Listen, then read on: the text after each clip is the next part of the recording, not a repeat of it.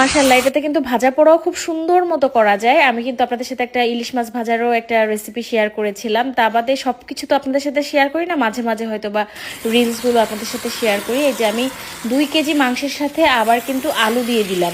এখানে 2.5 কেজির একটা মুরগি ছিল, ওটা কাটাকাটি করার পরে 2 কেজির মতো টিকছে। আর এই যে সাথে আলু দিলাম এবং সুন্দর মতো কষাই করে নিলাম। মাংসটা কোনো অসুবিধা হয়নি আমার। এটাতে কারেন্ট বিলও খুবই কম আসে, আর এটা আমি রেগুলার ইউজ করতেছি। মাশাআল্লাহ, কোনো ধরনের কোনো সমস্যা হয় না, বরঞ্চ আমার দুর্দিনের সাথী এই মাল্টিকুকার।